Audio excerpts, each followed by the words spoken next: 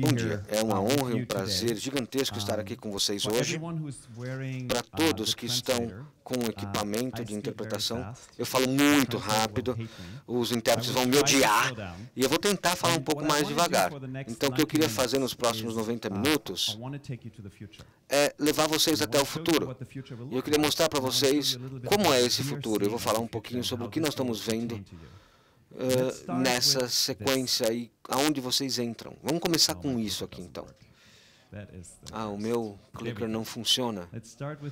Então, vamos começar com isso. Aqui nós temos um computador de $35 que cabe na palma da sua mão. Ele opera com Windows e é um computador perfeito para você ensinar programação para as crianças. Esse computador foi lançado há 2 anos atrás. Pelo menos nos Estados Unidos, pelo preço de 2 caixas de cerveja, você tem o equivalente em poder de computação a 39 computadores Cray One, que foram inventados na metade dos anos 70. E foi o primeiro supercomputador que nós tínhamos no planeta. Cada um desses Cray Ones tinha mais poder computacional do que toda a NASA combinada no projeto de fazer o homem pousar na Lua. Então, hoje, pelo preço de 2 caixas de cerveja, a gente tem 40 vezes o poder de processamento que nós tínhamos para fazer o homem pousar na Lua. Isso é o que nós temos hoje. Para vocês terem uma perspectiva melhor, tem uma coisa que nós chamamos a Lei de Moore. A Lei de Moore é uma formulação de um dos criadores da Intel, e ele diz que o número de transistores num circuito integrado denso duplica a cada 2 anos. O que isso significa é que o computador fica 2 vezes mais rápido a cada 2 anos. Então, nós vamos conseguir ver computadores hoje e comprá-los por $35, que tem 40 vezes mais capacidade que os computadores da NASA. Mas a coisa evolui cada vez mais. Meu device aqui não está funcionando. A coisa avança porque o Ray Moore foi um dos fundadores da nossa universidade, do nosso curso, e ele define nessa lei uma verdade pelos últimos 50 anos. E essa lei tem sido infalível nos últimos 10 anos. Quando a gente fala sobre computadores, a gente conseguiu dobrar a nossa capacidade de fazer cálculos computacionais a cada 2 anos. Então, essa curva exponencial é perfeita. E isso é fantástico por um motivo simples, porque a gente pode pegar isso e a gente pode extrapolar essa evolução para o futuro. E quando nós fazemos isso, o futuro tem essa escala aqui. Então, se nós pegarmos essa curva e extrapolar isso para o futuro, nós acreditamos que essa curva será verdadeira no futuro, sem sombra de dúvida. Então, a gente pode calcular o momento onde um computador de $1.000, ou um iPhone, ou um laptop, ou um desktop, terão o poder de processamento de um cérebro humano. E isso vai acontecer daqui a 11 anos. Em 2029, o seu próximo iPhone vai ter a capacidade de processamento igual a de um cérebro humano. E a lei de Moore prevê que esse poder dobra a cada 2 anos. Então, 2 anos depois disso, nós vamos ter 2 cérebros humanos dentro de um celular, e depois vão ser 4, 8, 16. E isso, de 2050 a 2060, os celulares terão o poder de processamento de todos os cérebros dos seres humanos em um computador só. Isso é equivalente a dizer o seguinte, e é importante entender isso. Se vocês esquecerem tudo que eu vou falar, e eu perdoo vocês por esquecerem isso, mantenham só uma coisa em mente. O amanhã vai ser completamente diferente de hoje. O amanhã será muito diferente. E quando eu falo amanhã, eu não quero dizer amanhã daqui a 50 anos ou 20 anos. Eu estou falando amanhã em 24 horas. Eu vou mostrar para vocês vários exemplos de como isso vai impactar a vida de vocês e por que é importante para vocês, enquanto empresas grandes e pequenas, prestarem atenção nisso. Então, vamos dar sequência aqui. A boa notícia é que vocês não precisam ser criativos para enxergar o futuro. William Gibson, que é um autor de ficção científica, disse que o futuro já está aqui, ele só não está muito bem distribuído. O que ele quer dizer com isso é que é possível comprar tecnologia do amanhã ainda hoje, mas ela ainda é muito cara. Então o que você tem que fazer é olhar, abrir a sua mente e talvez ter um bolso bem grande, com bastante dinheiro ali. Mas a gente consegue ver o futuro em todas as formas possíveis. Ray Kurzweil formulou uma coisa chamada a lei dos retornos acelerados. É importante entender o que isso significa. Esse é um estudo de 30 páginas que foi feito em 2001, já é velhinho já. E nesse estudo ele diz que a taxa de mudança numa grande variedade de sistemas evolucionários aumenta exponencialmente. Isso pode parecer um pouco estranho, mas deixa eu explicar para vocês. Vamos apresentar um gráfico clássico exponencial do crescimento da população. O que a gente vê aqui é que o crescimento da população era sempre muito lento, aí de repente algo aconteceu e a coisa explodiu. E isso foi o que aconteceu aqui para mudar essa questão, foi a Revolução Agrícola, que permitiu para a gente que nós tivéssemos pela primeira vez na história a possibilidade de calorias para alimentar todo mundo sem ter que gastar muito tempo para alimentar as pessoas. Então hoje nós temos tempo em mãos. Quando nós temos tempo em mãos, nós podemos inventar novas coisas. Então nós podemos inventar um motor a vapor, que nos deu a força bruta em abundância. Então, pela primeira vez, nós tínhamos força abundante. E quando nós temos força abundante, tempo abundante, nós inventamos outras coisas. Então, inventamos motor elétrico, por exemplo, que nos permite descentralizar a força e o poder. Então, isso sempre evolui. O que essa lei diz é que uma tecnologia dessa vai se empilhando em cima da outra. Então, em troca, em retorno, nós criamos essa curva exponencial. Bom, a maneira como nós usamos para inventar remédios, nós tínhamos vários cientistas, eles montavam ou criavam uma molécula, pegavam essa molécula, colocavam num petri dish e começavam a fazer experimentos com ela. Então, eles faziam 5 a 10 experimentos por dia. Fazendo esses experimentos, eles conseguiam chegar a um novo componente médico. E hoje nós fazemos isso de forma diferente. Nós pegamos essas evoluções na química e combinamos com os desenvolvimentos mais recentes em biologia, e aí usamos o poder da computação e da inteligência artificial combinados com a potência que nós temos em sensores e Big Data, aliamos isso à robótica e à automação de processos. Então, nós colocamos tudo isso junto. E o que nós fazemos hoje, nós inventamos um novo remédio, uma nova molécula, e fazemos 20 mil testes em paralelo todo santo dia. Usamos sensores para mensurar os resultados, alimentamos esses dados a um computador, recolhemos todos esses dados, o computador usa inteligência artificial em cima desses dados e nos diz no final do dia qual dessas moléculas funciona. Nós temos 1000 vezes mais produtividade combinando essas tecnologias. E esse é o futuro de como nós fazemos tudo. Ray Kurzweil dizia uma coisa interessante. Ele dizia que o progresso que nós vemos nos próximos 100 anos é igual ao progresso que nós já vimos nos últimos 20 mil anos. Pode parecer meio estranho, mas deixa eu explicar isso para vocês. Imaginem que todos nós temos criado uma máquina de viagem no tempo. E nós fazemos uma coisa interessante com essa máquina. Nós conseguimos trazer de volta Jane Austen, que foi uma autora famosa no século XVIII, na Inglaterra, e nós possamos trazer ela para a data de hoje. Imagine que nós possamos trazê-la para São Paulo hoje. E como ela veria o mundo de hoje?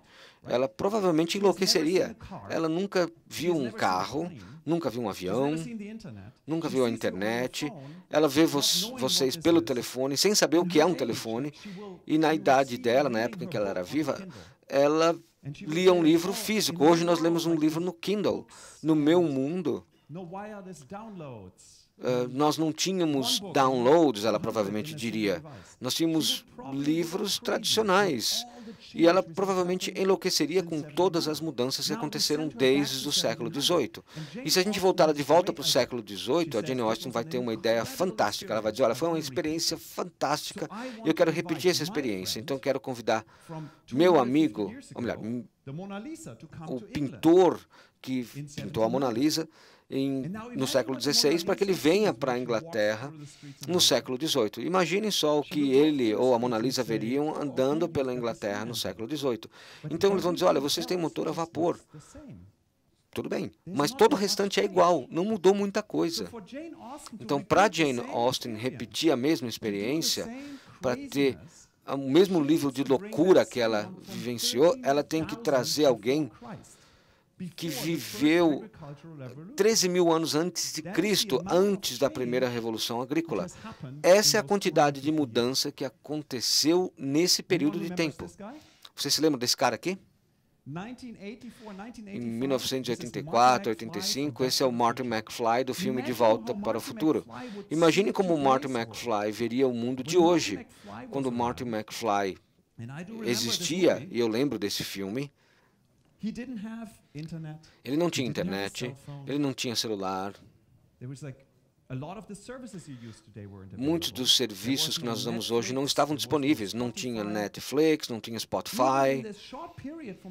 Até nesse período de 85 até hoje, o mundo mudou drasticamente. E esse é só o princípio da mudança que nós vivemos hoje em dia. Tem algo que nós chamamos de momento Gutenberg, que foi quando Gutenberg inventou a máquina para impressão e quando as informações se tornaram disponíveis, ou quando Ford inventou o modelo T da Ford e o transporte começou a ser disponível.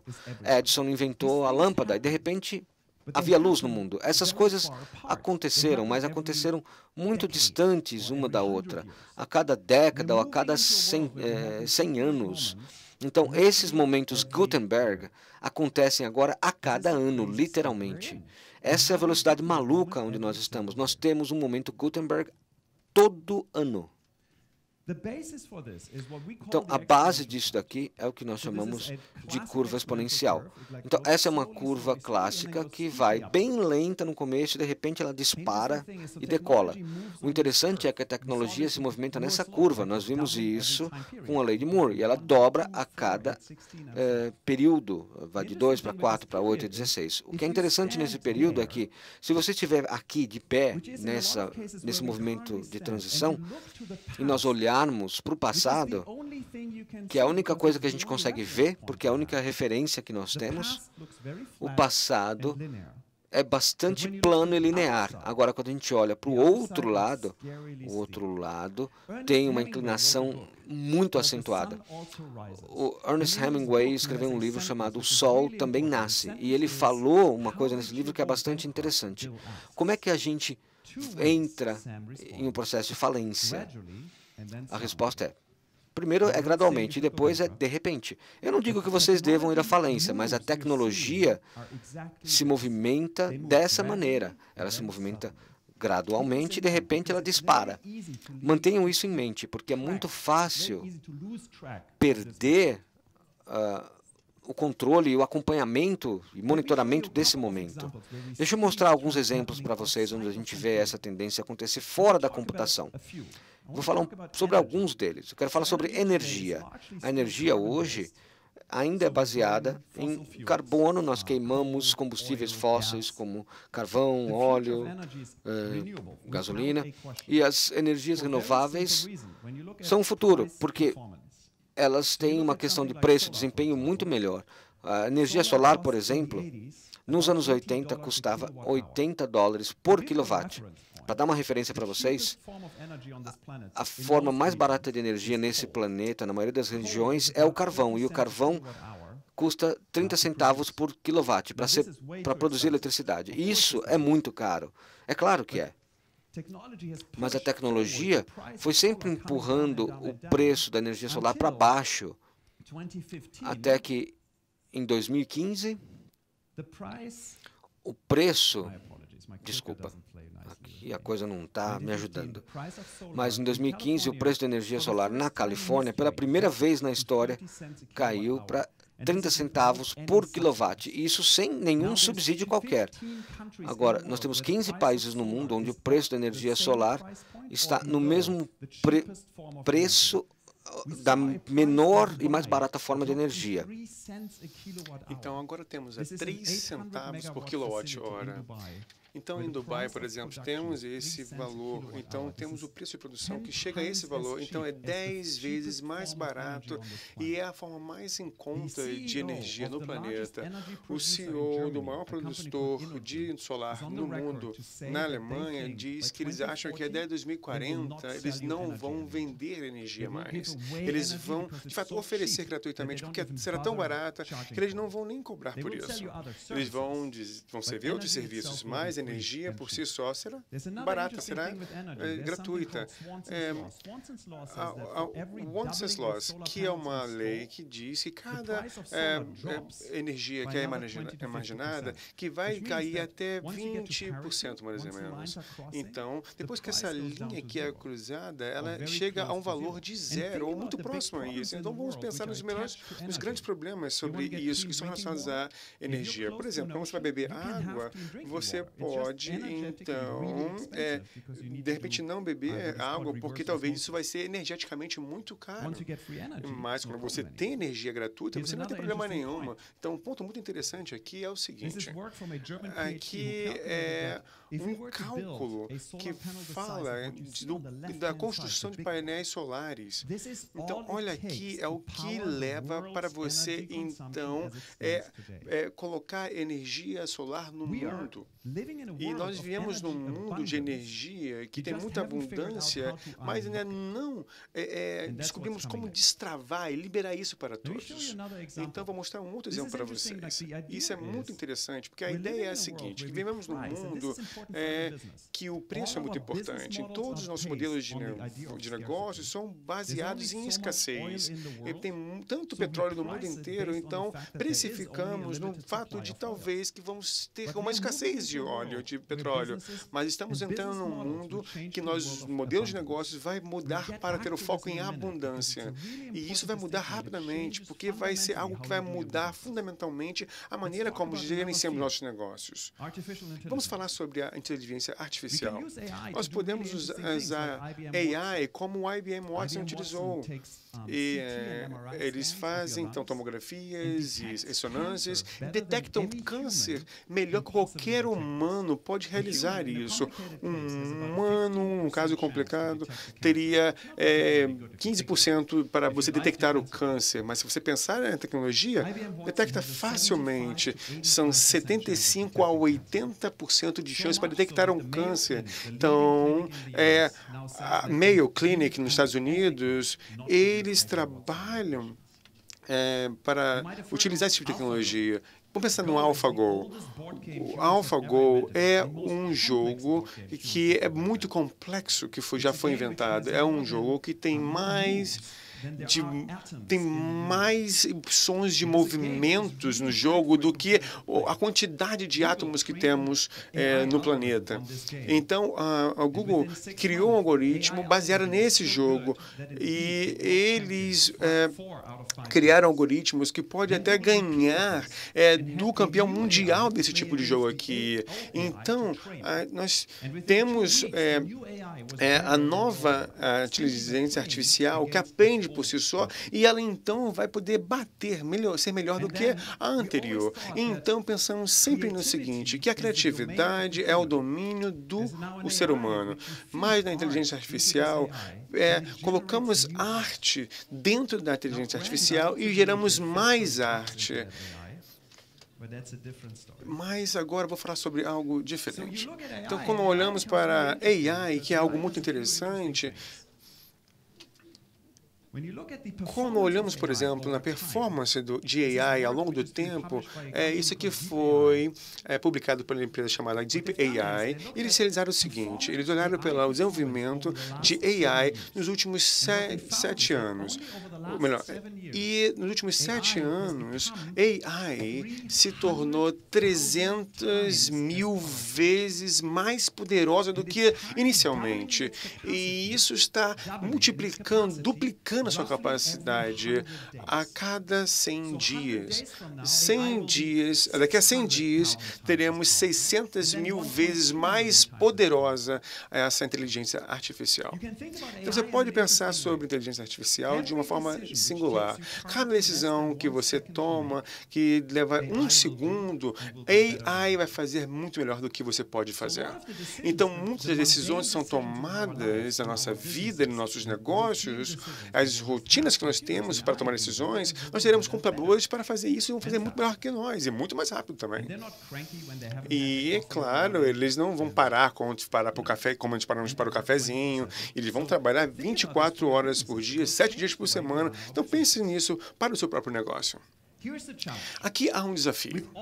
Com todas essas mudanças exponenciais, nós temos um grande desafio, que é o fato de que nós não estamos prontos para essas mudanças. E nós estamos num mundo tão linear, e isso tem muito a ver com a maneira como nós evoluímos como espécies ao longo do tempo. E Albert Alan Bartlett falou que o maior desvio que a raça ser humana tem é a inabilidade de entender a função exponencial. Vamos pensar que nós tenhamos 30 passos lineares. São 30 metros, e se você tiver que fazer esse exercício do lado de fora, você pode, então, fazer isso de forma diferente. Então, com uma margem de erro muito pequena, você vai descobrir, então, que você pode ter resultados diferentes. Vamos pensar numa curva tecnológica. Se não tivermos passos lineares, mas sim passos exponenciais. Imagine 30 passos exponenciais. Então, você vai de 1 a 2, 3, 4, e por aí vai. E você faz isso 30 vezes. E todos aqueles que pensam em singularidade não vão conseguir responder essa pergunta. Mas é muito difícil. Eu te dei uma fórmula que é de 2 a força de 29, mas isso mesmo que você possa realizar a matemática, entender o cálculo para isso, mas você vai ter 1 bilhão de metros. Mas a questão é, quão rápido você vai chegar a 1 bilhão de metros? Então, 1 bilhão de metros é algo que é 25 vezes maior do que a circunferência da Terra.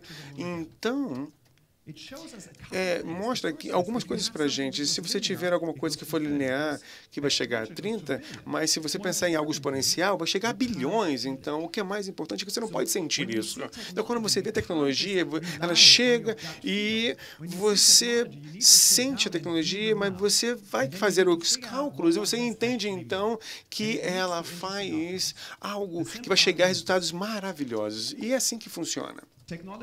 A tecnologia move-se numa curva exponencial, mas nosso pensamento ele é linear.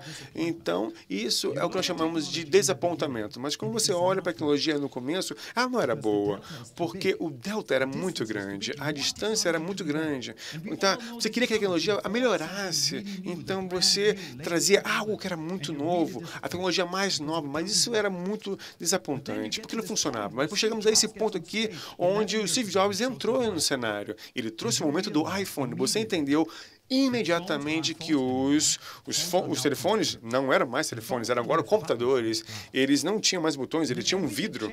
Então, tudo muda, porque você entra num mundo que o caos está ali, mas também a alegria de você estar maravilhado também entra. Mas ali entra o caminho para a desgraça. Aqui é a noção de desapontamento, porque você vê que a tecnologia ainda não é muito boa o suficiente. Aqui é um bom exemplo. Algum de vocês utiliza você usa Siri ou Alexa, algum desses aplicativos por comando de voz? Sim. E se você pensar sobre isso, isso é mágico. Eu cresci com Star Trek, a habilidade de falar com o meu computador, por exemplo, é algo inacreditável. Mas muitas das vezes, aí não era tão perfeita ainda. Muitas das vezes, parecia ainda muito estranho. Como isso aqui.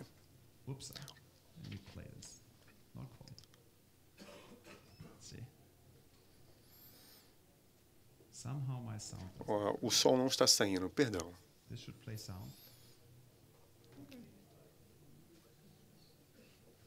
It sounds like this. At what time is... Okay, let's... Você tinha alguns compromissos ontem, mas eu não estou perguntando sobre a quinta-feira. Eu não sei o que você quer dizer com isso. Eu não estou perguntando sobre a quinta-feira. Mas vamos fazer uma busca sobre isso. Então, não sei se vocês entenderam muito bem, mas é uma conversa da Siri, e aqui é uma falha da Siri, porque ela não te compreende. Então, você fica muito desapontado com isso, você fica triste, mas há algo interessante aqui. Então, a Siri só tem 8 anos de idade. A Siri é ainda uma criança.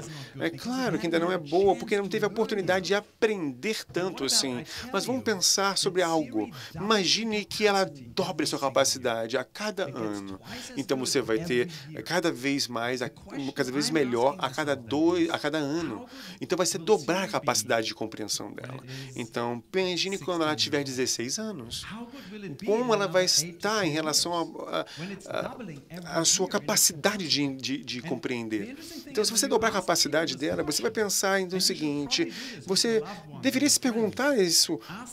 Pergunte aos seus amigos, por exemplo, e eles vão te dizer o seguinte, eu acho que a Siri vai, daqui a 8 anos, vai dobrar, vai chegar a 128 vezes mais a maneira de compreender. Mas pensando em forma exponencial, vai ser 128 vezes melhor do que ela é hoje. Então, tem uma pergunta que a gente tem e vem em mente. O que significa dizer, se a Siri vai ficar cada vez melhor e chegar a 128 vezes melhor, como é que vai funcionar? Então, você vai entender o que a Siri é. A Siri é baseada em reconhecimento de voz, entender o que você diz, cognição, entender o que você quer dizer e então conectar você a vários serviços. E você multiplica isso em 128 vezes, então você vai pensar que a Siri vai estar melhor para compreender você do que qualquer outro ser humano. E isso é muito interessante, porque se você pensar num call center, ele vai sumir. Não vai precisar mais de call center. Recentemente, eu estava com uma empresa chamada Atento, que é a maior operador de call centers no Peru. E eu estava ali no call center principal com 10 mil pessoas, e o CEO é muito inteligente. Ele olhou em volta e falou o seguinte, nenhuma dessas pessoas vão fazer o suporte para os nossos clientes, porque eu quero oferecer serviços avançados de concierge, mas eu não vou precisar mais desse tipo de suporte, porque as máquinas vão realizar esse trabalho. Então, algo interessante aqui. Eu estava com uma empresa de carros de luxo alemã e ela estava desenvolvendo o seguinte. Eu conversei com a equipe de produção e eles mostraram o painel do futuro. Então, aquele painel que fica atrás do seu volante, por exemplo, eu perguntei a eles o seguinte, isso é muito bonito. Tem então uma grande tela, tem muitos botões e tudo mais. Então, eu perguntei a eles, quando vai ser produzido? E eles falaram, vai chegar em 2018, mas quanto tempo vai continuar em produção? Eles falaram, por 8 anos. E eu olhei para eles e falei o seguinte, mas esse painel vai sumir, porque vamos precisar mais de botões, então, num painel de carro, porque eles podem falar comigo. Eu posso falar, então, com o meu carro e falar, carro, por favor, toque o meu rádio. Então, ele fala assim, Pascal, eu sei que você gosta de música mexicana, e eu vou tocar essa música para você, então. Então, hoje, eu posso falar com a minha esposa e dizer, docinho, eu esqueci de pegar o meu leitinho quando estava saindo de casa, mas amanhã a Siri vai dizer isso para mim. Pascal, você é um mentiroso, eu te falei 3 vezes ali no carro que você tinha que pegar o seu leite. E você esqueceu disso. Nós estamos indo para um mundo muito estranho, Mas é algo interessante aqui, está acontecendo hoje já. Vamos lá, é aqui. Se você olhar para isso, que é a Alexa da Amazon, que é um aparelho bastante ingênuo, você pode comprar por $40 americanos e você pensa no que ela pode fazer hoje. Pode mudar totalmente a maneira como pensamos a respeito do mundo. Então, hoje, 20% das buscas num smartphone é feito por voz. Mas pensando nos adolescentes, eles não digitam mais, eles falam com seus telefone. Isso é muito estranho. É muito estranho porque aquilo que acontece quando você fala com o seu telefone, você pergunta por coisas distintas e você faz perguntas que vai dobrando cada vez mais. E por quê? Como? Onde?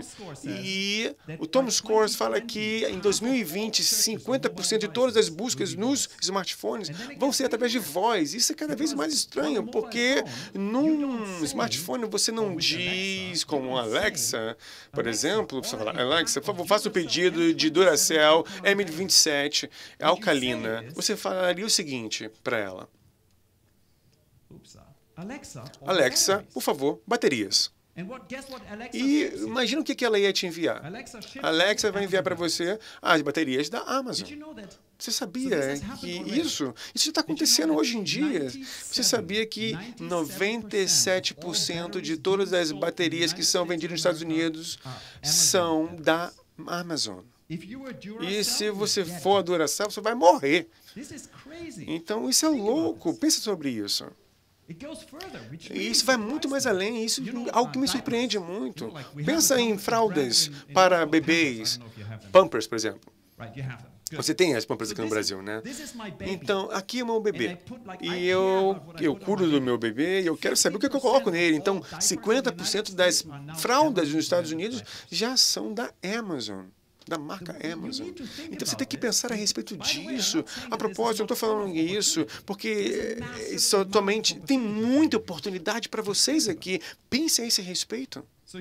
Então, aqui outras coisas que estão acontecendo também. A Alexa está crescendo a 5.000 novas habilidades a cada 100 dias. Então, a cada 100 dias, a Alexa aprende 5.000 novas coisas a serem feitas. Isso é louco, é muito estranho. Então, quando você pensa nessa questão de crescimento exponencial, estamos ainda ali. Olha aqui onde vai chegar. Então, temos que pensar a esse respeito. Então, isso é algo muito, muito importante. Vou te mostrar alguma coisa para vocês. Esse é o Peter Diamandis. Peter ele tem um framework que é chamado 60 Days da Disrupção. E é muito poderoso, é muito simples de entender. Você pega a primeira câmera digital, e esse homem aqui, como ele tinha 55 anos de idade, ele inventou a primeira câmera digital. Ele está segurando essa primeira câmera digital que foi inventada. Ela tinha 100 por 100 pixels, 0.0.1 megapixels. Ela fotografava em preto e branco e gravava numa fita cassete. E a única forma que você poderia ver as imagens não seria com um computador, mas plugar numa TV. Então levava 27 segundos para tirar uma fotografia. E tentem explicar isso para os seus adolescentes hoje. Você pode esperar por 27 segundos? Claro que eles não podem esperar por 27 segundos. Mas isso que acontecia, gente. Então, o primeiro D é a digitação. Você vai do análogo para o digital. Depois que muda para o digital, ele vai para uma curva exponencial. Então, você tem a química, que você vai para a digitalização, e depois entra para o meio exponencial. A primeira câmera digital, que era 0,001 megapixels, mas vai dobrando a cada ano. Então, e depois 0.2, 0.4, depois 0.08, e depois tem um outro desafio, que no começo ela era ainda muito deceptiva, porque era um produto muito ruim, que chegava a 0,02 megapixels. Então, continuou e levou tempo até que pudesse cruzar novos marcos. Então, quando você olha para uma câmera digital, olhava naquela época, você vê, isso não era muito boa. Mas depois ficou algo disruptivo, quando você chegou a 2 megapixels. Então, outras coisas aconteceram, porque a tecnologia já tinha, então, uma forma de desmaterialização e até a tendência de desaparecer. Era, então, o momento que o software estava comendo, devorando todo mundo. Nós usamos hoje, por exemplo, um smartphone e tudo está ali, dentro de softwares, mas não é uma câmera mais. Mas isso também significa dizer que você está movendo, tirando dinheiro de todo o sistema, porque as pessoas não podem mais comprar filme, câmera, não estão revelando mais fotografias, então temos que desmonetizar o sistema. Então, bilhões de pessoas no planeta têm câmeras, eles não tinham antes. Então, é uma ideia interessante pensar onde a indústria está hoje e quais são as forças que vão impulsionar essa indústria no futuro. Vamos falar um pouquinho sobre essa ideia de disrupção, de inovação. Todo mundo adora falar sobre inovação. Eu queria falar que muita pesquisa já foi feita e nós identificamos forças principais atrás da disrupção, e é importante vocês entenderem isso, porque ela permite que vocês evitem que os seus métodos sejam interrompidos ou disruptivos com efeito de outras tecnologias e como vocês podem transformar a tecnologia de vocês em algo disruptivo. A inovação é você fazer as mesmas coisas de uma maneira melhor. Então, por exemplo, vamos pegar uma máquina de lavar roupa. Aí, nos Estados Unidos, a gente trabalha com aqueles detergentes chamados Tide. Tide Wave, Tide White, Tide Super White, e eles vão sempre melhorando a fórmula deles. De vez em quando, nós fazemos coisas novas, mas elas não são disruptivas. Elas só são disruptivas quando nós fazemos coisas novas que fazem com que as coisas velhas que nós fazíamos fiquem obsoletas. Quando nós inventamos uma máquina de lavar que não precisa mais de sabão em pó, o sabão em pó fica obsoleto e essa é uma solução disruptiva, porque agora essa máquina de lavar vai abalar todo o mercado de sabão em pó. Agora, em cada força disruptiva, nós temos, na verdade, 3 forças. É importante entender isso. A disrupção não é uma única coisa. As pessoas falam, olha, o celular foi disruptivo. A Apple derrubou a Nokia. Isso não é verdade, porque o smartphone não é só uma coisa. O smartphone é um processador de PC, que agora é minúsculo. Nós temos uma nova tecnologia de tela, uma tela de toque, com um sistema operacional diferente, com uma bateria melhor, com um pacote diferente. Tudo isso junto faz com que o produto seja disruptivo. O desafio é, quando a gente olha para uma empresa, e eu falo com várias pessoas que trabalhavam na Nokia, eu tinha o diretor de inovação na Nokia quando saiu o iPhone. E ele estudava em um dos nossos cursos da Singularity University. E eu falei para ele, por que você não conseguiu capturar a chegada do iPhone? E ele disse, muito simplesmente, porque nós fomos para o pessoal de processamento e eles disseram, nós sabemos que os processadores estão chegando, mas eles não vão ser algo disruptivo, porque o processador sozinho não é disruptivo.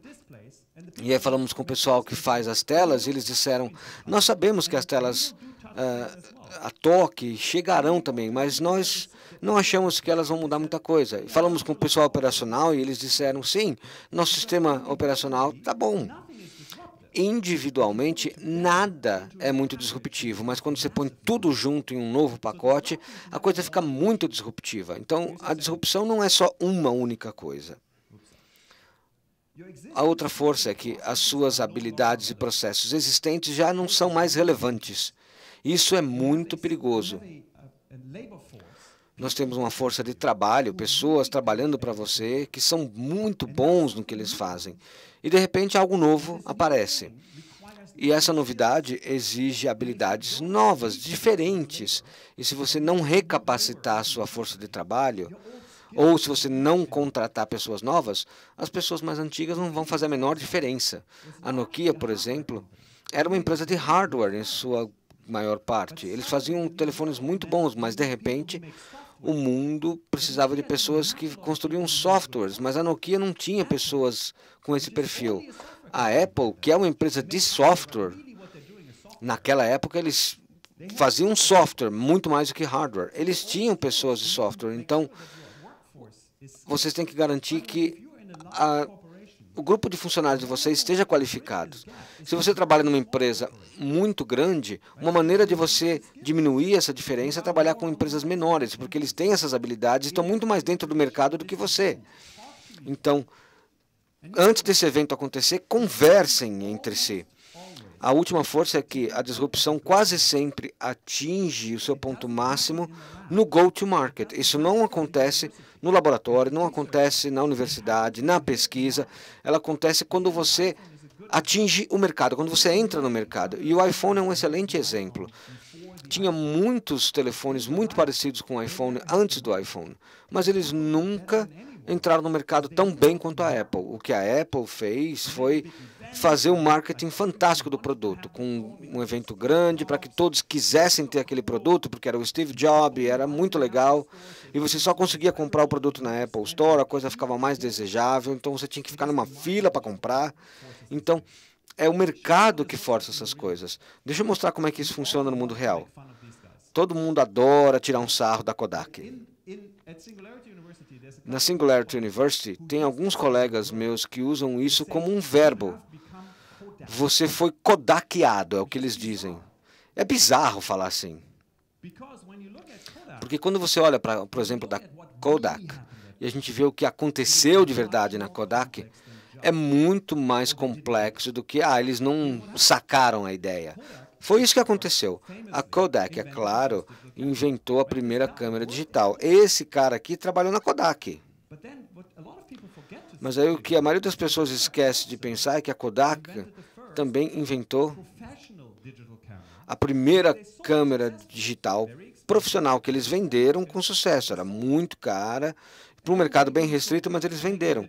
E aí eles ficaram tão bons em fazer câmeras digitais que eles licenciaram a tecnologia para a Apple para criar a primeira câmera digital para o consumidor, que foi a QuickTake. Essa foi uma câmera voltada para os consumidores. E aí eles criaram o primeiro site de compartilhamento de fotos chamada OPhoto. Então, já no início, não só com a câmera, eles fizeram um pacote completo, mas o desafio foi o seguinte. Em primeiro lugar, eles acharam que a câmera digital era um produto high-end. O que eles não conseguiam ver é que ele é muito mais do que só um produto. O que eles não conseguiram enxergar é que a câmera digital se transforma em software. A disrupção verdadeira para eles aconteceu quando as câmeras verdadeiras se tornaram muito baratas e, de repente, desapareceram e se transformaram em telefones. Depois disso, o que aconteceu, todas as pessoas que trabalhavam na Kodak eram muito boas para criar filmes, que é um processo químico. Eles não tinham a menor ideia de como fazer software ou hardware, porque eles produziam filme. E eles não entenderam o go-to-market. A Kodak tem essa ideia de o momento Kodak, essa foto perfeita. O que eles não conseguiram enxergar é que, ao invés de alguém ficar ali preparando a foto, esperando a luz certa e clicar no botão uma vez, com a câmera digital, eles clicam 500 vezes. Porque você pode jogar foto fora, acabou. Então tem um insight interessante aqui, que é a Kodak não fracassou porque ela perdeu a era digital. Ao invés disso, ela fracassou porque eles tiveram medo de causar danos ao seu negócio lucrativo de filmes para câmeras. E eles não conseguiram se alinhar com esse novo negócio. Então, se você é uma empresa grande, é assim que você fracassa. Quem é startup aqui nessa plateia? Ou empreendedores? Todos vocês, esse é o barco expresso para o sucesso, o trem expresso para o sucesso. Porque você pode trabalhar com as empresas grandes, vocês podem fazer isso, vocês não têm nenhum legado, vocês não têm um negócio lucrativo que vocês têm que proteger. Pensem nisso. Então, mais uma vez, são essas três coisas. Não é só uma coisa, as suas habilidades e processos não são mais relevantes, e isso acontece mais no go-to-market. Tem uma coisa interessante sobre isso aqui. Eu não acho que seja algo complicado. Muitas pessoas querem vender os seus serviços de consultoria dizendo que tudo isso é complicado e que vocês precisam me contratar. Eu não tenho um serviço complicado para oferecer. A coisa é bastante simples. Mas, ao mesmo tempo, a coisa é complexa, mas não complicada. Então, não receiem, vocês podem fazer isso. Vocês podem evitar de se tornarem Kodak, vocês podem se tornar Apples, você só tem que fazer a coisa certa. Não é complicado. Se vocês forem para a universidade estudar, eles falam sobre os 4 Ps. Isso não é Pascal, Pascal, Pascal e mais Pascal. Os 4 Ps são, é claro, produto, preço, promoção e lugar, que não é um último P, seria um L, na verdade, em português. Mas essas coisas têm que acontecer. Então, a disrupção não é a tecnologia, é quando a tecnologia atinge o mercado, e atinge o mercado combinando vários fatores num produto, tendo o preço correto, fazendo a promoção certa, no lugar certo. É aí que a disrupção acontece. Não é a tecnologia, vocês têm que conhecer a tecnologia, porque a tecnologia vai permitir essa disrupção, mas ela acontece, a disrupção só acontece com os 3 Ps e um L, por assim dizer, são os 4 Ps que ele falou. Uma outra coisa a se lembrar é que disrupção não é um processo, não é uma coisa que você consegue colocar numa planilha. A disrupção é algo caótico, mas que tem uma ordem. Então, nós precisamos construir essa memória institucional para poder fazer isso. Eu vou mostrar para vocês daqui a pouquinho como é que a coisa funciona. Bom, antes da gente chegar lá, vamos falar sobre mais uma força disruptiva, que é a ideia de abundância. Lembra, nós falamos sobre isso quando nós falamos sobre energia, quando nós partíamos de escassez para abundância. Ou poder computacional, que era escasso e agora está abundantemente disponível. O que quer que você queira fazer, você pode fazer através de um computador que custa barato para você comprar hoje. Então, o que acontece em abundância é isso, nós pegamos isso, esse é um recurso de escala. Esse é um disco que era feito de plástico e o plástico estragava. Custava muito fazer esse disco de vinil. E também custava muito despachar isso para o cliente. E também para colocar o disco numa prateleira. Quando a gente transforma isso num produto digital, fundamentalmente as propriedades mudam. Então, o custo de se fazer uma cópia cai a zero. Então, fazer uma cópia de um arquivo MP3 não custa nada. O custo de despachar o MP3 cai a zero. E o custo de armazenagem também cai a zero ou bem próximo de zero. As propriedades físicas desses produtos mudam quando você leva eles do analógico para o digital. Isso muda fundamentalmente a maneira como os negócios se organizam. Esses são os últimos dados que foram lançados ontem.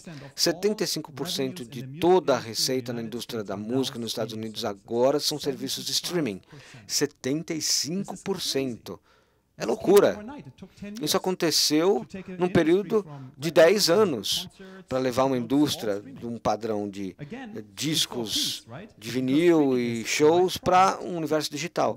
Isso é fantástico, porque aqui nós temos o produto, o lugar, o preço e a promoção corretos. Então, o streaming não é uma tecnologia, é uma combinação de tecnologias. Então, é computador, rede, e para poder transmitir isso para você, você tem que ter rede de banda larga, um celular para poder baixar esses arquivos. Então, é uma combinação de fatores. Então, a gente tem esses 4 fatores: o custo de criação, duplicação, distribuição e armazenamento, que caíram para zero. Essas foram mudanças fundamentais na maneira como os produtos são entregues e vendidos para o cliente. A coisa ainda evolui e vai mais à frente. Vamos pensar sobre navegação.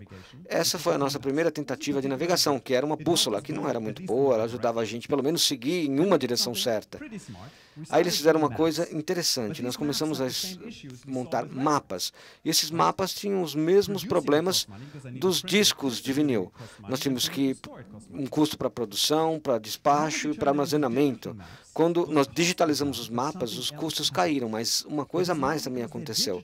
Por eles serem digitais, eu posso aumentar a funcionalidade, e eu posso fazer mapeamento, e eu posso determinar rotas no mapa. E dá para fazer muitas outras coisas no mapa. Então, tem várias características que esses mapas agora permitem.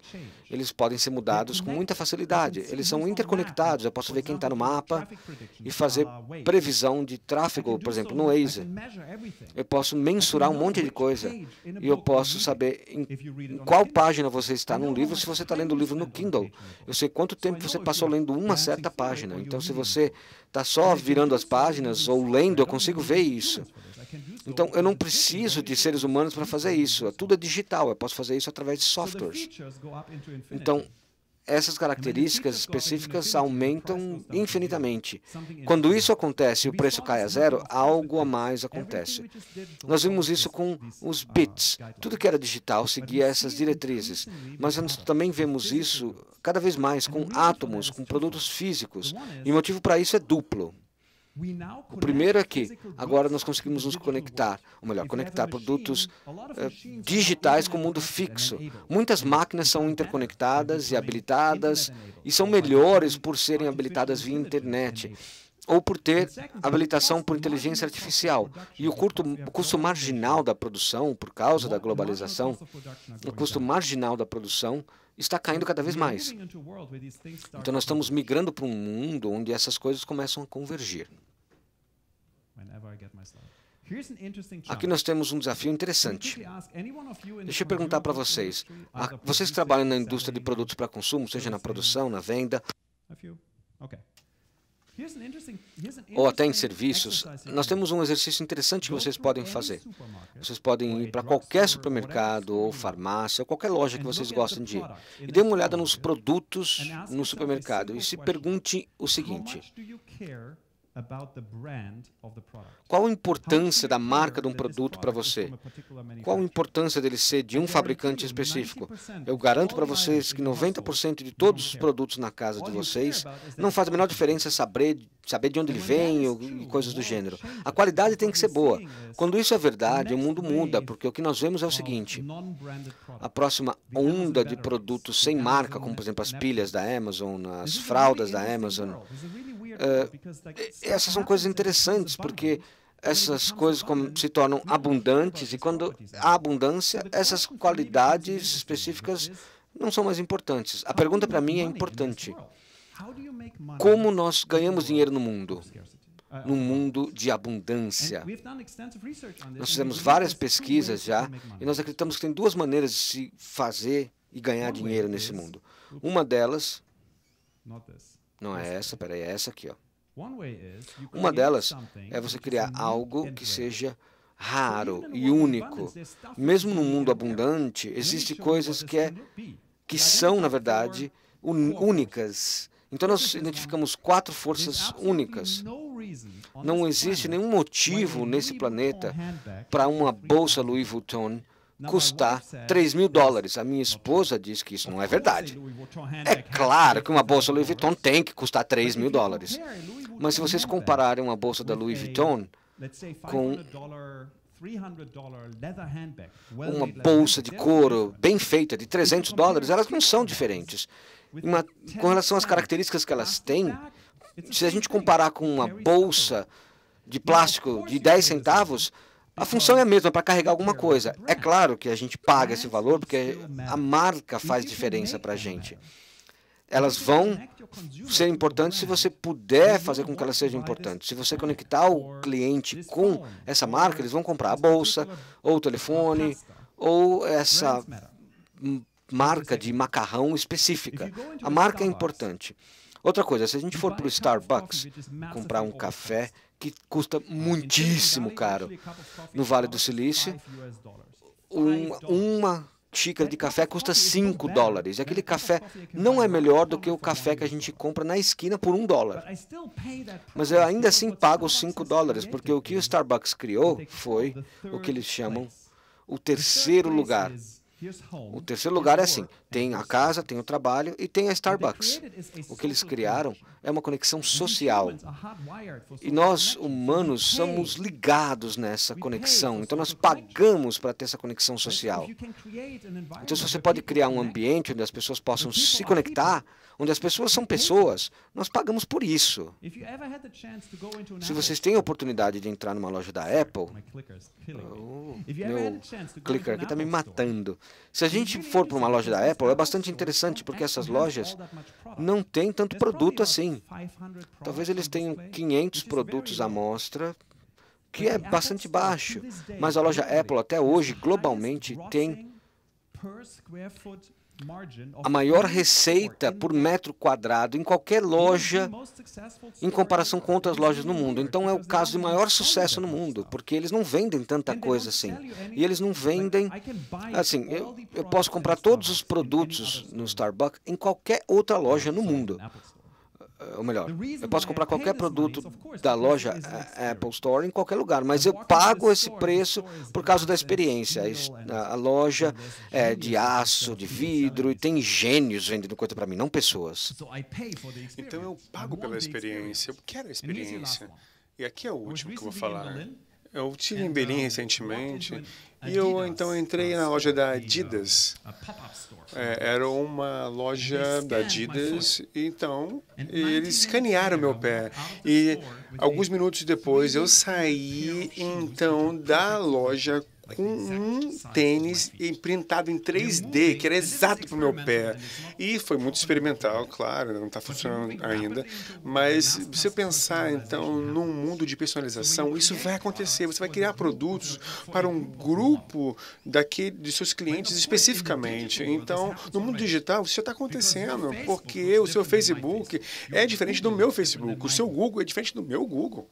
Porque é personalizado. E no mundo físico, ainda é um pouquinho diferente, porque é difícil para que a gente possa produzir, então, unidades singulares, personalizadas, mas estamos movendo para esse cenário. Aqui é o segundo agora. Você tem que criar singularidade. O segundo é você tem que abraçar a abundância, porque a abundância está acontecendo, você tem que fazer isso tornar uma plataforma. Então, negócios de plataformas têm algumas funções específicas. A primeira seria essa aqui. A razão pela qual a Amazon foi bem-sucedida no começo é porque ela me dava acesso para 1 milhão de livros, então a concorrência me vendia somente de 30 a 40 mil livros. Então, o acesso era muito importante, porque me dava a liberdade de escolha. Mas, por exemplo, se você comprasse software, até recentemente, você tinha que ter uma loja, tinha que pegar uma caixa, você abria a caixa, e dentro da caixa você tinha um CD, e você colocava no seu computador, você instalaria dentro do seu computador, então você via que o CD não funcionava, você tirava o CD, voltava para a loja e mudava, ele trocava aquele produto. Mas hoje, no seu Macintosh, no seu iOS, Android, no seu Windows, é somente um clique, 20 segundos depois está ali, pronto. Então, facilitar é muito importante. Então, os negócios baseados em plataforma têm essa meta de facilitar as coisas. Aqui é o último. Alguns de vocês usam Google Music, Spotify, algum desses serviços? Algo interessante sobre o Spotify. Se você utilizar o Spotify, eu acho que vocês amam o Spotify.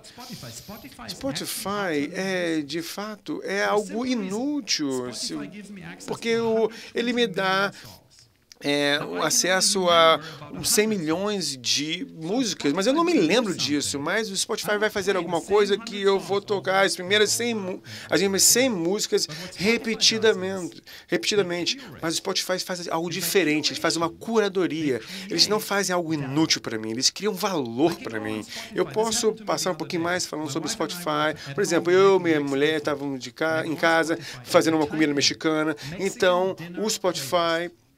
Eu falei com o Spotify e coloquei tocar música de criação de jantar de mexicano. Então, pelas próximas 2 horas, eu estava ouvindo músicas de mariachi, e eram músicas que eu nunca tinha ouvido falar. Então, o Spotify criou uma curadoria especial personalizada no meu pedido. Isso é muito importante. Então, o desafio que temos hoje em muitos negócios é que eles estão numa tensão entre dois extremos. Vocês têm a tensão entre criar singularidade e abraçar a abundância. Então, eu posso dizer que como um negócio, você tem que pegar um dos lados. Algumas das empresas podem fazer os dois lados. A Amazon, por exemplo, abraça a abundância, mas também cria singularidade, porque a Amazon tem uma recomendação que é diferente para você e diferente para mim. Então, a Amazon olha para mim de forma diferente, como olha para você também de forma diferente. Então, eles criam coisas diferentes. Quando você está nessa tensão aqui, as empresas que estão no meio aqui têm medo do futuro. Eu vejo muitas oportunidades para as pessoas que estão fora disso, mas algo muito importante também, que é uma oportunidade, que para as grandes empresas, elas têm que colaborar com as empresas menores. Aí há a beleza dos negócios. Então, vamos falar agora sobre as 7 camadas da organização do futuro e como você pode realizar isso. Então, fizemos uma pesquisa por algum tempo atrás e temos que pensar nessas organizações do futuro. E cremos no seguinte, que as empresas do futuro têm diferentes camadas. E essas camadas são interconectadas. Elas não são verticais, mas essa é a maneira mais fácil de demonstrar para vocês. Cremos no seguinte. Quando você separa, você vê essas camadas, que é uma mudança no mercado. Então, pensa que a inteligência artificial venha chegar a você. Então, há uma mudança que vai levar a uma mudança no seu modelo de negócio. Então, em vez de vender vinil, você vai vender streaming. E você, de fato, não vende, você só aluga, na verdade. Isso vai mudar, então, o modelo operacional da sua empresa. Então, ao invés de você imprimir registro, você vai vender códigos. Então, vai mudar então o seu modelo organizacional. Porque quando você registrar, você ia prensar discos, agora você não faz mais isso. Você vai fazer agora a organização de streaming. Então, consequentemente, vai levar a uma mudança na sua cultura, que também está ligada à sua missão, ao seu propósito e às pessoas. Então, fazendo uma pesquisa com a Ernst & Young, com essa empresa de consultoria, nós descobrimos o seguinte, que muitas das empresas, elas focam na parte superior desse modelo. Por uma razão muito simples, porque você foca na parte superior, porque aqui é mensurável. Você pode mensurar o que você está mudando no seu modelo de negócio, você pode falar com o seu CEO e falar que nós mudamos o modelo operacional. Mas as partes inferiores, a parte humana, é muito difícil, isso leva muito tempo. E essa é a razão pela qual que muitas das empresas não embarcam nessa missão. Eu acho que é um erro muito grande, porque vemos cada vez mais que se nós não fizermos a parte inferior, nós vamos fracassar. E vamos pensar num exemplo como esse aqui. Vamos falar sobre a cultura, especificamente. Vamos olhar para a cultura. Tentamos identificar qual seria a cultura das empresas que são bem-sucedidas nesse mundo novo. Nós vemos o seguinte. Primeiro de tudo, vemos a cultura, que, de fato, ela é uma combinação de pessoas e cultura. Ou seja, as empresas são uma combinação de cultura e pessoas. Então, eu posso dizer que a cultura, ela come a estratégia no café da manhã. Nós, por exemplo, vemos a cultura e vemos que ela é muito visualizada, porque a sua cultura é diferente da cultura da minha empresa, e tem um motivo para isso. Até mesmo a sua cultura em geral, por exemplo, eu nasci na Alemanha, vivia nos Estados Unidos, e você está aqui no Brasil, a sua cultura é diferente. Então, um fato que nós encontramos na cultura é que a gente tenta prever o sucesso, mas as coisas mudam. Você tem que pensar como você lida com o fracasso. Aqui é o Winston Churchill que diz que o sucesso consiste em sair do fracasso a fracasso sem perder o entusiasmo. Então, isso é muito importante. Então, Quando você pensa sobre fracassar, e também a ideia por trás disso, temos muito isso lá no Vale do Silício. O Seth Godin fala, então, por exemplo, fracasse rapidamente e de forma barata, fracasse frequentemente, mas fracasse de uma forma que não vai destruir a sua empresa. Eu acho que isso é muito tolo, porque não importa de como você vai fracassar, mas fracassar sempre vai trazer dano. Você pode fracassar muitas vezes e dizer que é muito bom fracassar, mas ninguém gosta de fracassar. E se você fracassar, vai trazer dano. Então, eu creio que existem neurociência por detrás disso. Nós temos que redefinir o fracasso. Temos que, primeiro de tudo, pegar o fracasso e pegar o fracasso como a primeira tentativa no aprendizado.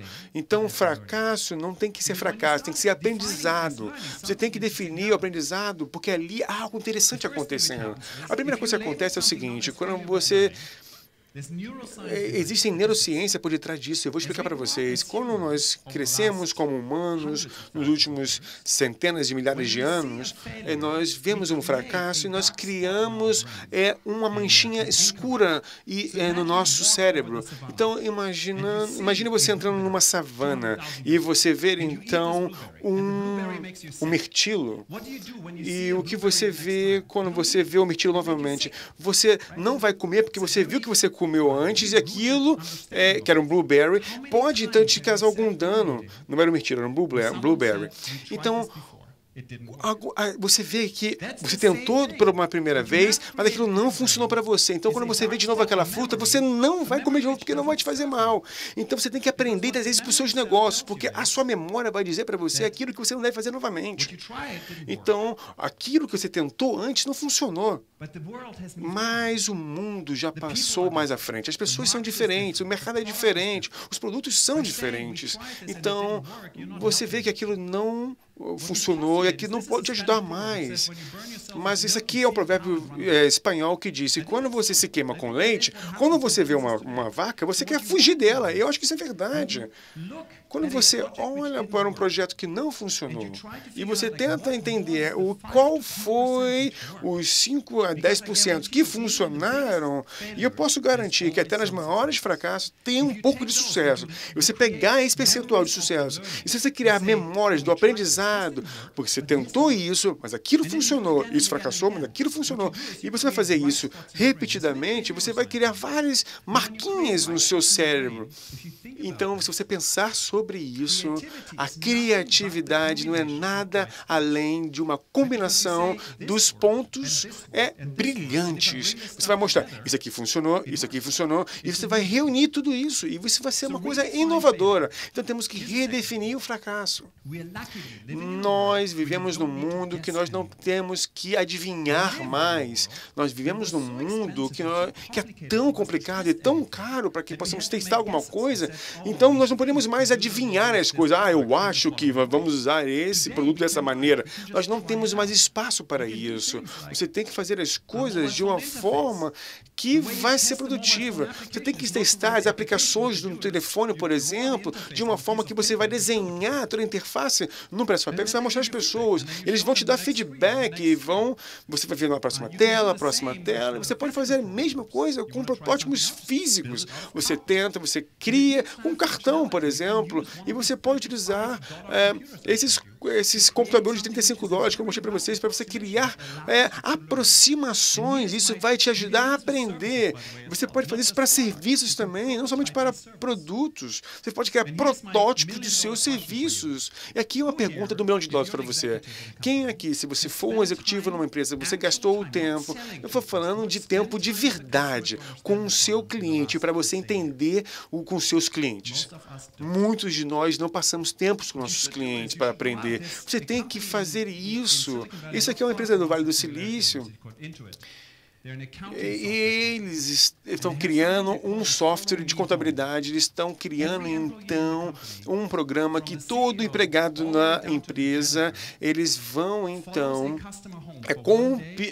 acompanhar, então, como os seus clientes fazem, se comportam. Então, eles olham como os seus clientes estão se comportando e eles veem insights muito interessantes, eles veem a forma como eles estão fazendo. Eles observam. Então, uma forma muito poderosa é observar os seus clientes. Então, claro que a ação leva a um insight muito mais frequentemente do que os insights levam a uma ação. Então, temos que fazer coisas e não simplesmente sentar numa sala de conferência e falar sobre ela.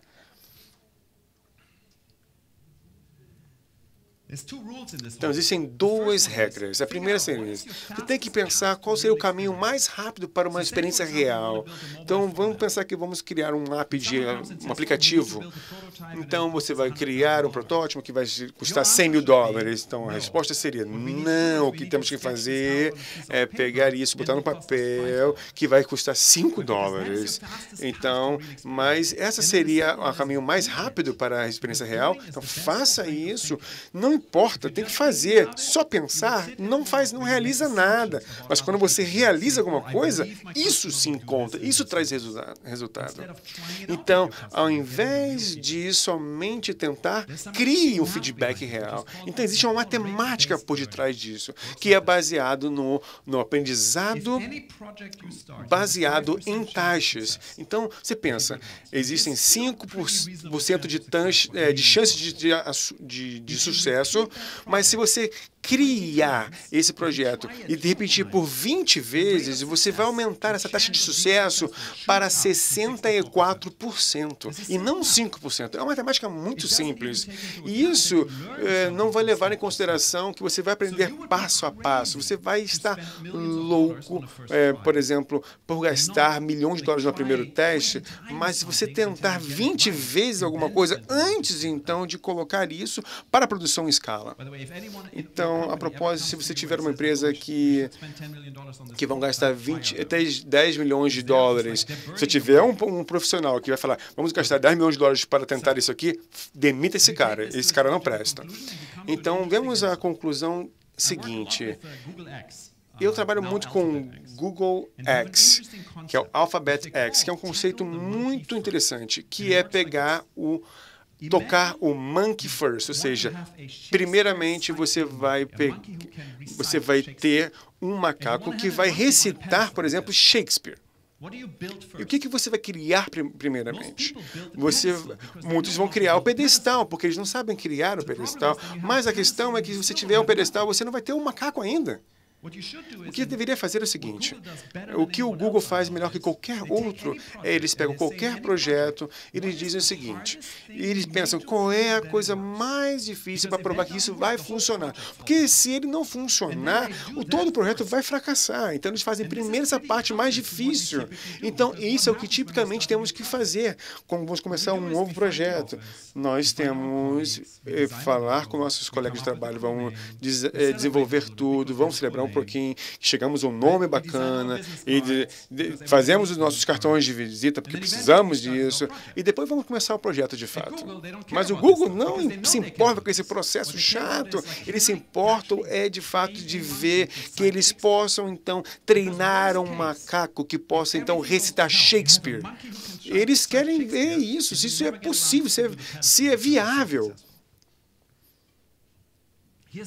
Então, aqui umas ideias de como você pode implementar isso na sua empresa. Esse vem do Google X. E eu não estou dizendo que você deveria fazer isso. Eu estou falando que isso aqui é uma inspiração. E aqui é a primeira coisa. Quando você está embarcando num projeto, você tem que pensar quais são os critérios que matam de fato. E você tem que ver aqueles critérios que não fazem sentido mais para você continuar o projeto. Então, assim você vai entrar facilmente num mundo de que você vai ver aquilo que é um dinheiro bom e um dinheiro ruim, para que você possa gastar de forma sensata no projeto. Então, se você definir muito bem esses critérios, por exemplo, se você vai ver que o projeto não vai bem, você vai matar o projeto depois de 3 meses. Não tem problema. Então, quando temos a ideia de que nós estamos se movendo com medo, E você tem que pensar no seguinte, você tem que retirar o medo, para que você possa tentar as coisas. O que basicamente vai promover aqui é o comportamento onde as pessoas não tomam mais risco, mas, de fato, você tem que pensar na maneira como você vai oferecer o bônus aos seus colaboradores. Então, tem que ter pessoas que vão estar capazes de tomar riscos. E elas não podem ter mais medo de arriscar. Então, isso é muito importante, mas muitas empresas não fazem isso. O Google tem graças a Deus que hoje é sexta, e todas as sextas eles se reúnem com os fundadores do Google e eles compartilham aquilo que está acontecendo na empresa. E é uma forma muito boa de contar histórias e reunir as pessoas para que elas possam compreender o que está acontecendo. E aqui é o último ponto que eu amo. A ideia é que fracasso traz danos. Então, mesmo se você fizer tudo isso, o fracasso ainda traz danos. Então, eles têm o Dia dos Mortos. Então, uma vez ao ano, todas as empresas do Google X vão trazer fatos dos projetos que fracassaram e celebram a morte do fracasso. É isso que eles fazem. Mas é muito interessante, porque eles mostram como é que eles fracassaram no processo, porque, de fato, o fracasso traz dano. Então, vamos para o último conceito, que é muito conectado ao que foi falado aqui nas considerações iniciais. É o futuro das inovações que devem ser descentralizadas. E vou falar um pouco a respeito disso. Existem 3 tipos de sistemas que você pode inovar. O sistema original é centralizado. E depois melhora um pouquinho mais e chegamos aos sistemas distribuídos. Eu vou mostrar para vocês agora. Thomas Edison é um inventor solitário no seu estúdio. Ele é um gênio. Ele criou várias inovações e por muito tempo nós achávamos que esse era um modelo de inovação, e é isso que nós chamamos de inovação centralizada, onde uma pessoa inventa tudo e a empresa está lá para distribuir a genialidade dele para o mundo. Isso nem sempre funciona tão bem, porque nós não temos tantos gênios assim à disposição. O que nós fizemos com o passar do tempo foi construir equipes de inovação. Se você está numa empresa grande, nós temos esses agrupamentos de inovadores na equipe. Esses agrupamentos são agrupamentos distribuídos. Mas nós temos alguns problemas com esse formato. Linus Pauling, que foi um dos melhores inventores que nasceu nos Estados Unidos, ele foi melhor que Thomas Edison, inventou muito mais do que Thomas Edison. Ele dizia, olha, observe, se você quer ter boas ideias, você tem que ter muitas ideias. Para ter boas ideias, é necessário ter muitas ideias. Isso é interessante, porque faz com que você pense um pouco sobre como nós causamos inovação. Porque, como inventor, às vezes é difícil ter várias ideias. Então, talvez a gente tenha que ter a mentalidade desse cara aqui. A coisa piora porque o Karim Lakhani... Só um minutinho. O Karim Lakhani, da Harvard Business School. Aí, muito bem. Ele fez um estudo longitudinal, olhando dados, e o que ele descobriu é que em grandes companhias, eles sofrem com a falta de variedade inicial e número de abordagens. Então, eles não tinham variedade suficiente nem abordagens suficientes. Isso vem de dados que ele coletou em empresas de grande porte ao redor do mundo. Isso não é boa notícia, porque a gente continua com essa mentalidade aqui. E o pior acontece aqui. O Bill Joy, que era o diretor de tecnologia da Sun Microsystems, que era uma das grandes empresas de tecnologia no Vale do Silício, ele dizia que não importa onde você esteja, a maioria das pessoas inteligentes trabalham para outra pessoa. Isso é verdade. Por exemplo, no caso do Google, tinha pelo menos 8.000 pessoas que trabalhavam na Facebook, na Microsoft, e não importa onde você esteja. Quando a gente junta tudo isso, a gente provavelmente vai se sentir dessa maneira aqui. É assim que a gente tem que se sentir sobre inovação. Se vocês realmente estão pensando em inovação, independente de quem você seja, se você é uma das maiores empresas no Brasil, a gente só consegue contratar um número limitado de pessoas qualificadas. E de todos os problemas que nós falamos, nós voltamos a falar sobre os problemas de disrupção. A maioria das pessoas não tem a habilidade necessária para o futuro, ou elas não enxergam a inovação, porque a inovação não é uma coisa só. E você provavelmente não consegue fazer o go-to-market no lugar certo. Então, a gente tem que buscar o que nós chamamos de alfa. Quando nós pensamos no valor da inovação, nós temos uma curva de Bell clássica, com algumas inovações, algumas ideias estúpidas que não devem nem ser pensadas, mas de repente tem algumas ideias medianas, medíocres, mas o que a gente quer buscar, na verdade, são aquelas poucas ideias geniais que estão aqui no canto direito aqui desse gráfico, que são brilhantes. Para chegar lá, eu digo que a gente tem que se engajar num sistema de inovação aberta diferente. Nós temos que nos engajar no trabalho com os outros, porque nós não temos pessoas suficientes, e as pessoas vão pensar de uma maneira diferente da maneira como você pensa. Então, não é uma questão só de ter melhores ideias, é uma questão de ter mais ideias. E a pergunta que vocês têm que se fazer é como é que a gente consegue ter mais ideias? E a melhor maneira de ter mais ideias é se as pessoas tiverem mais ideias. Então, o futuro da inovação é assim. O futuro da inovação é claramente descentralizado. E por isso que eu acho que essa organização e o que vocês fazem nesse evento é algo fantástico, porque essa é a base da inovação descentralizada. Tendo dito tudo isso, nós podemos descentralizar não só a inovação, nós podemos descentralizar várias partes da inovação. Nós podemos descentralizar ideias, a própria criatividade, recursos. Nós podemos descentralizar o trabalho, o financiamento desses recursos e a geografia. Tudo pode ser descentralizado. Então pensem nisso. Quando a gente está pensando em como a gente pode se tornar competitivo, como a gente pode tirar o máximo desse novo mundo que eu apresentei para você nessa última hora, a maneira de fazer isso é descentralizar os esforços de inovação. Aqui nós temos um ponto interessante. É meio complexo, então deixa eu explicar para vocês. Eu prometo que é o último gráfico que eu vou mostrar para vocês, tá? Então a ideia é a seguinte, se a gente olha para a inovação, nós temos dois eixos. Um eixo é quem sabe como construir essa inovação.